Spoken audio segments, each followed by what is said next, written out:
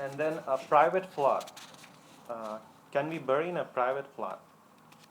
This is, few people do it, but this is not allowed. It's not allowed. People have concerns that, hey, I don't like this graveyard. I don't like people who maintain it. I want to keep it separate. I want to maintain it nice. I want to decorate it. And I want to make sure that it is not tampered with and protected. Scholar said it is not good.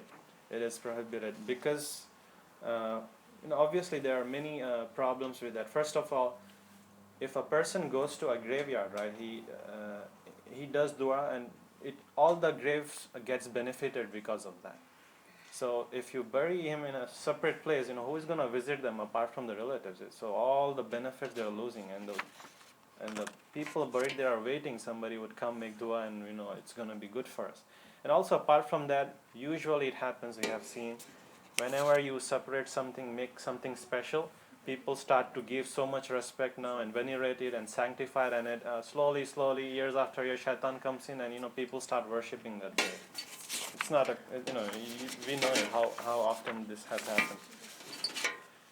So this is not allowed. What about a house? Can we bury in a house? This was the case of Prophet Muhammad Sallallahu again. The place where the location of his death was the house. So, we cannot again follow the sunnah. It is not permissible. Now we have a stronger hadith than the previous one. It's where Prophet Muhammad Sallallahu said, and I think it's recorded in Sahih Muslim, where he said, do not turn your homes into burial places. Do not turn your homes into burial places. Applies the other way too, that you cannot pray in a graveyard. You cannot. So if you bury somebody in your house, then you cannot pray them, because it's basically like showing extra veneration to it. So that link is broken. That Prophet Muhammad tried to stop it in the first place. When you allow somebody to do that, it goes, after a few years, it goes ahead and people start committing shirk. So this should not be allowed at any cost. On the pier, back home. It's very common, yeah. People make sujood there. Oh, I'm gonna get. I didn't have children yet, so if I go to that pier's grave, I will just pray to Allah, but I will do sajda there, particularly at the spot of that pier or whoever that saint was. Maybe that saint was a good person, but this is not allowed. It's haram. It's shirk. Enters into that domain. When we are burying a person, we have to make sure that we bury that person the right time. Just like with janazah prayer, we said that there are a few times we listed in the table you cannot pray. Same thing with burial.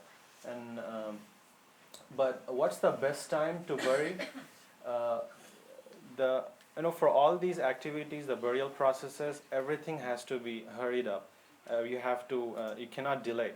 And usually what happens is that we see people going for this, embalmment, or they put chemicals on this dead body, and they delay the burial process, and they wait for all to come, all of the relatives to come 3-4 days. That is wrong. In Islam, we are supposed to hurry up, try to bury. They say that scholars said that if you are taking more than 24 hours of time, then this is wrong. You have to do earlier than that. It's not good to delay that much. You can wait for relatives to come, so that you have good numbers in terms of janazah prayer and in the burial as well. But more than 24 hours is definitely not a good thing. And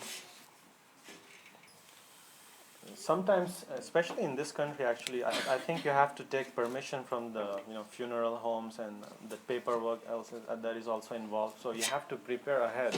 You can't be like, okay, let's bury in 2-3 hours, but that might take a long time to get the paperwork done. So immediately somebody should take charge of that. When Prophet Muhammad Sallallahu burial time came, how long did it take actually to bury him? 3 days. The report that I have, it says that on Monday, during the day, he died. And in the middle of the night of Tuesday, that is the Tuesday and Wednesday, he was buried that time. It took about 36 hours, the scholar said, 36 hours. And why did it take that long? We said that if it's 24 hours or more, so why is 36 hours?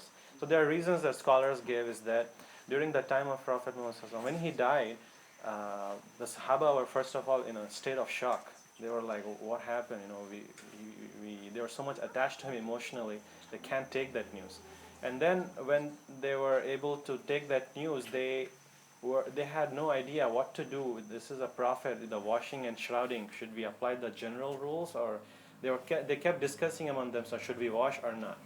And then when they decided that okay, we should wash, then they were again discussing, should we remove his clothes or not? This is a prophet, he cannot just take his clothes out. So then they decided, okay, I'll keep the clothes on. And then they were again discussing, where should we bury? Should we take him to Jannatul Baqi, or should we take him to somewhere a special space for the Prophet? Then it occurred to Sayyidina Abu Bakr al-Yawm that this is a hadith that Prophet Muhammad all prophets should be buried at the place where they die. So he died in the room house of Sayyidati Aisha radiallahu anha, and that's where he was buried.